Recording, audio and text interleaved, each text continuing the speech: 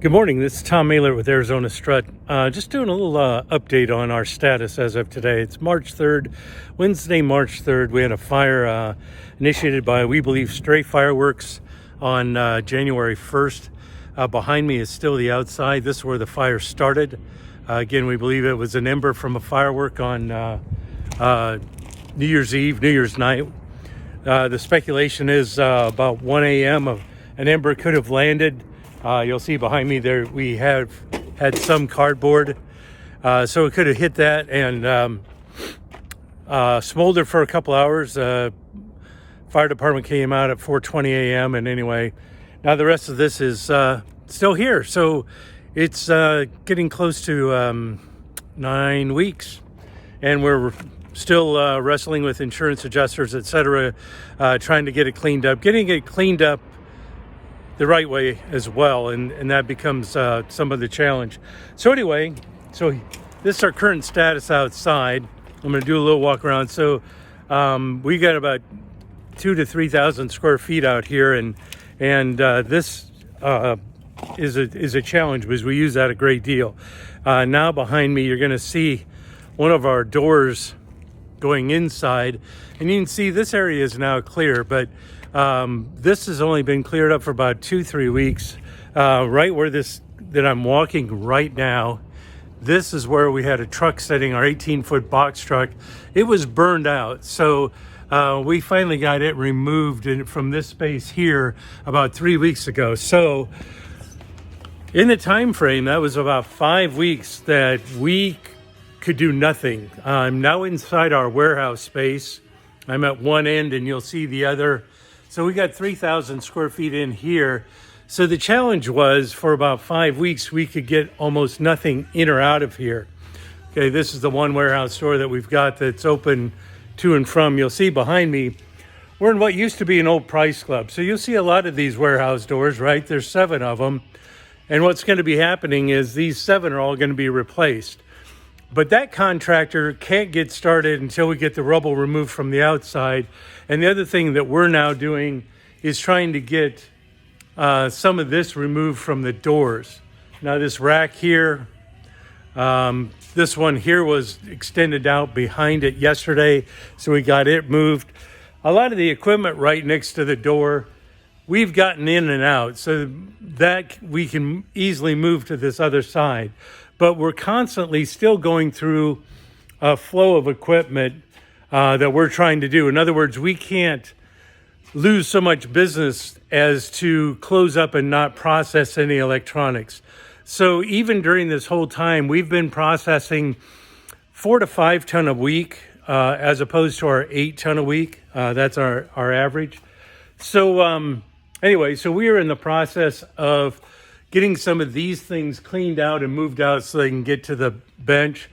This space behind me, man, this is going to be rough. I should open this gate. This is where we secure the hard drives. And so now we're getting some of that moved out of that space. But again, we got a couple of doors. So this is what we're doing. The space on this side. So I'm standing in the middle of this side we're going to be able to use.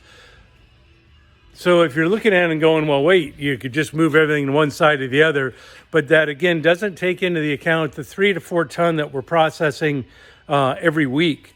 So we're really trying to get it out. We're trying to get some of it out, trying to do stuff that we would normally hang on to. We're getting out, scrapping it out, taking a little less revenue in the process to do that.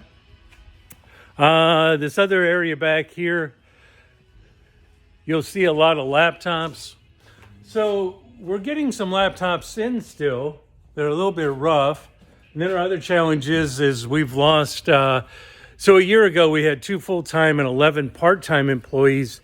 Now we have 2 full-time and 3 part-time employees. So we've lost 8 part-time employees due to the pandemic, due to the fact that we still are actively working with students in our 16 schools. So anyway, so we're dealing with the manpower issue and a logistics issue.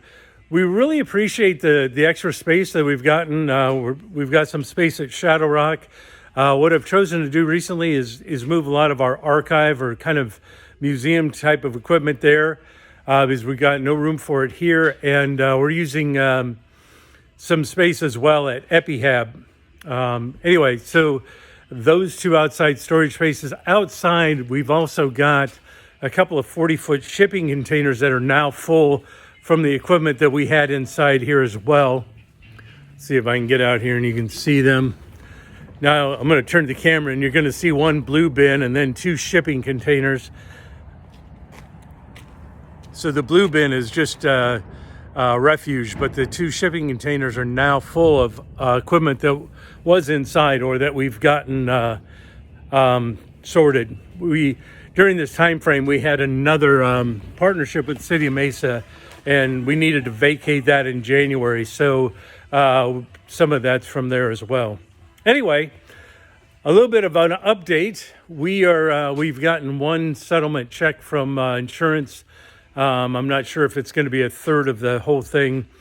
I'm kind of surprised. It's been 2 months and we had two claims. So we have a property loss and we have the truck, both under the same insurance company, two different policies, two different claims. We've gotten attorneys involved to assist me with negotiating with the insurance adjusters.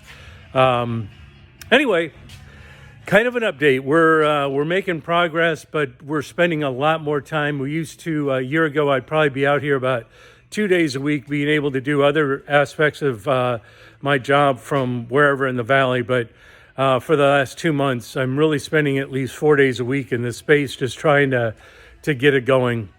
It's about 10 o'clock in the morning, and I got a couple of my part-time guys coming to help pull hard drives from some of these computers so we can get them over on this side.